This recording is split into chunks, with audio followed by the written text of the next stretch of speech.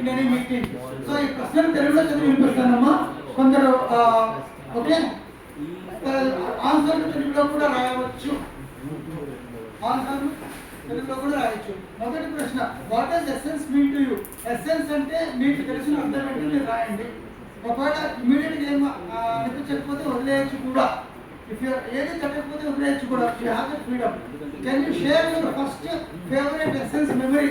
ఈ ఎసెన్స్ మీరు ఆన్లైన్ కానీ ఆఫ్లైన్ కానీ మీరు అటెండ్ అయిన మొదటి మంచి అనుభవం గుర్తుంటే రాయండి. లేకపోతే ఇదే మొదటిసారి అని చెప్పండి.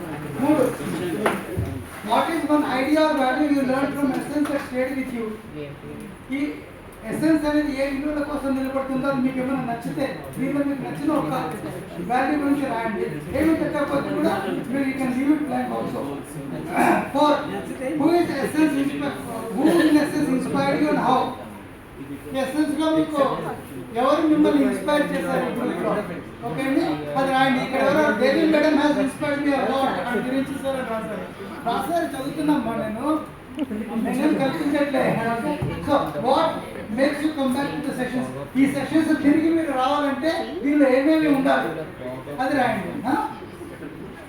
Then are if you describe essence in one word, what it will? ఈ ఎసెన్స్ గ్రూప్ ని కేవలం ఒక్క పదంతో మీరు వర్ణించదలుచుకుంటే అది ఏ పదంతో మీరు వర్ణిస్తారు?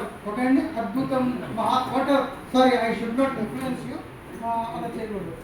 ఓకే, ఏడో ప్రశ్న, if essence are a picture or symbol, what it be? ఈ ఎసెన్స్ ఒక పిక్చర్ ద్వారా, ఎందుకంటే picture speaks more than 1000 words అంటారు కదా, పిక్చర్ ద్వారా మీరు వర్ణించాలనుకుంటే ఎలాంటి బొమ్మలు ఇస్తారు?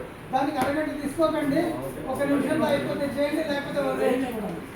ఎందుకంటే next session is pending. How can the spirit of essence be useful to the world outside? ఇప్పుడు మనం ఈ మీటింగ్ పెడుతున్నాం కదా, ఈ ఎసెన్స్ తాలూకు స్పిరిట్ అనేది ప్రపంచానికి ఏ విధంగా ఉపయోగపడుతుంది అంటారు?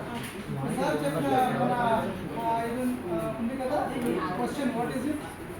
నిదామ్స్ క్వశ్చన్, నిదామ్స్ డిస్కషన్ జరిగింది కదా, ప్రపంచానికి ఏ విధంగా ఉపయోగపడుతుంది అంటారు? మీకు ఉపయోగపడుతుంది అంటారు. ఉపయోగపడితే ఎలా? 8వ ప్రశ్న, 8 అయిపోయిందండి.